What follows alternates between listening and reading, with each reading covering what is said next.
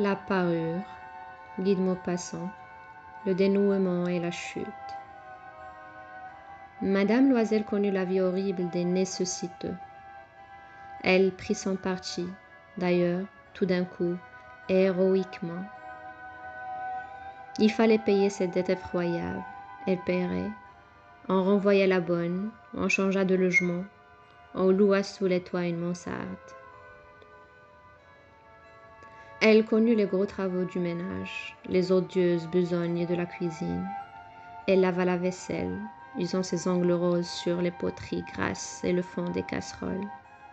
Elle savonna le linge sale, les chemises et les torchons qu'elle faisait sécher sur une corde. Elle descendit à la rue chaque matin les ordures et monta l'eau, s'arrêtant à chaque étage pour souffler. Et, vêtue comme une femme du peuple, elle alla chez le fruitier, chez l'épicier, chez le boucher, le panier au bras, marchandant, injurié, défendant sou à sou son misérable argent. Il fallait chaque mois payer des billets, en renouveler d'autres, obtenir du temps. Le mari travaillait le soir à mettre au net les comptes d'un commerçant, et la nuit, souvent, il faisait de la copie à 5 sous la page. Et cette vie dura 10 ans. Au bout de 10 ans, ils avaient tout restitué. Tout avec le taux de l'usure et l'accumulation des intérêts superposés. Madame Loisel semblait vieille maintenant. Elle était devenue la femme forte et dure et rude des ménages pauvres. Mal peignée, avec les jupes de travers et les mains rouges. Elle parlait haut, lavait à gondeau les planchers. Mais parfois, lorsque son mari était au bureau, elle s'asseyait auprès de la fenêtre et elle songeait à cette soirée d'autrefois, à ce bal où elle avait été si belle et si fêtée.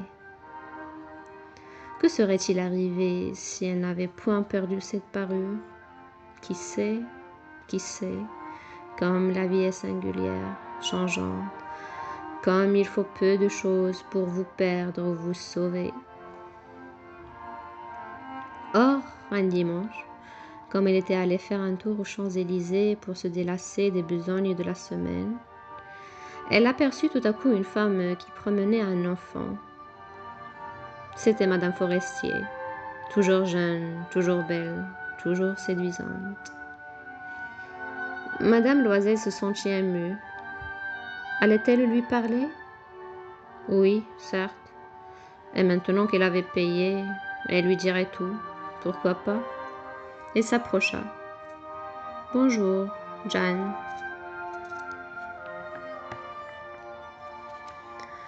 L'autre ne la reconnaissait point, s'étonnant d'être appelée ainsi familièrement par cette bourgeoise. Elle balbutia. Mais, madame, je ne sais, vous devez vous tromper. Non, je suis Mathilde Loisel. Son amie poussa un cri. Oh, ma pauvre Mathilde, comme tu es changée. Oui, j'ai eu des jours bien durs. Depuis que je ne t'ai vue, et bien des misères, et cela à cause de toi. De moi? Comment ça? Tu te rappelles bien cette rivière de diamants que tu m'as prêtée pour aller à la fête du ministère? Oui, eh bien, je l'ai perdue. Comment? Puisque tu me l'as rapportée. Je t'en ai rapporté une autre toute pareille, et voilà 10 ans que nous la payons. Je comprends que ça n'était pas aisé pour nous, qui n'avions rien. Enfin, c'est fini, et je suis rudement contente. Madame Forestier s'était arrêtée. Tu dis que tu as acheté une rivière de diamants pour remplacer la mienne? Oui. Tu ne t'en étais pas aperçue, hein? Elles étaient bien pareilles. Et elle souriait d'une joie orgueilleuse et naïve. Madame Forestier, fort émue, lui prit les deux mains. Oh, ma pauvre Mathilde, mais la mienne était fausse. Elle valait plus 500 francs.